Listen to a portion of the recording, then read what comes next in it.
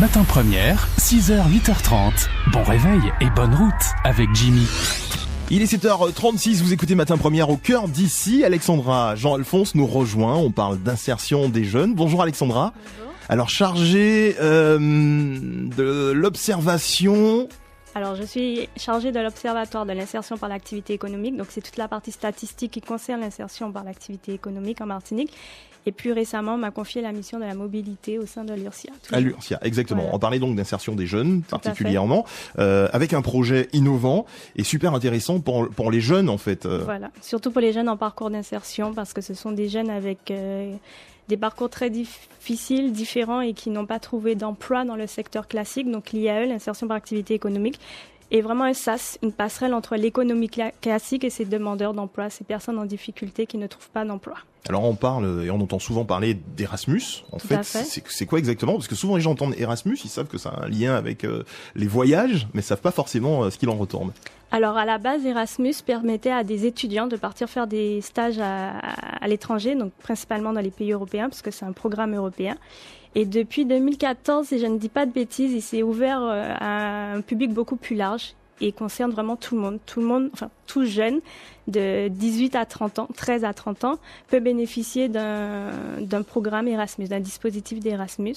Donc soit dans le cadre d'un service volontaire européen, on va dire, qui est plus ou moins l'équivalent du service civique en France, soit d'un échange de jeunes où plusieurs jeunes de plusieurs pays vont se regrouper sur un thème et échanger autour de ce thème. Et du coup, Erasmus Plus va intervenir dans le cadre de ce projet. Tout à fait. Alors, pour parler un peu de l'URSIA, donc l'URSIA, c'est l'Union régionale des structures d'insertion par l'activité économique. Donc, on est la tête de réseau de toutes les structures d'insertion. Pour les plus connues, nous avons la CIS, Tremplin, qui en fait emploie des personnes en difficulté, des demandeurs d'emploi, des personnes non diplômées qui ne trouvent pas d'emploi dans le secteur classique. Leur offre un contrat de travail et permet à ces personnes en même temps de bénéficier d'un accompagnement social et professionnel pour résoudre leurs problématiques, pour les rendre employables dans le secteur classique. Et on s'est rendu compte, par le biais de l'Observatoire, que sur les plus de 3000 salariés en parcours d'insertion, il y a plus de 1000 jeunes, ce qui représente plus d'un tiers de ces salariés en parcours. Et le conseil d'administration a eu la volonté d'aider les structures à impacter leur parcours, leur insertion, aussi bien professionnelle que sociale, d'où la proposition des programmes d'Erasmus+.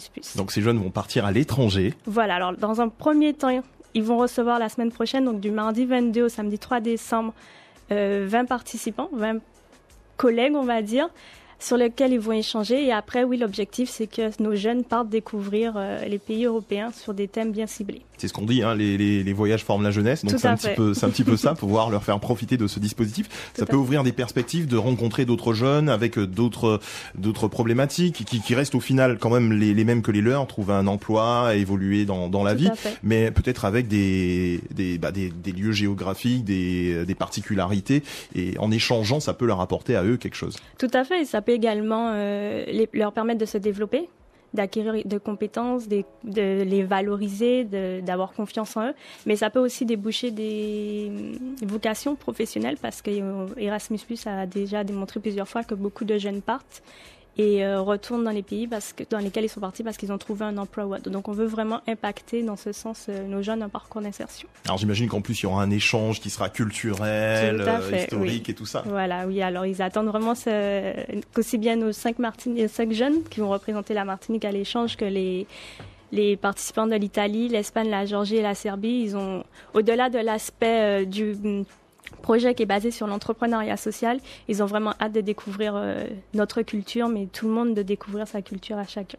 Alors après, on disait, bon, pour l'instant, on va pas trop en dire puisque c'est la suite du projet, mais il y aura une suite après. Donc ça s'arrête pas là, une fois que ces rencontres sont faites, il y aura une suite. Tout à fait. Alors là, déjà, le premier projet qui aura lieu la semaine prochaine est basé sur l'entrepreneuriat social et sur le modèle des structures d'insertion par l'activité économique que nous avons, parce que c'est un modèle qui n'existe pas dans ces structures européennes, c'est un modèle typiquement français. Et voilà, donc ils viennent découvrir comment, en France, on arrive, et notamment en Martinique, on arrive à offrir un contrat de travail et résoudre les difficultés, les freins que tout le monde rencontre.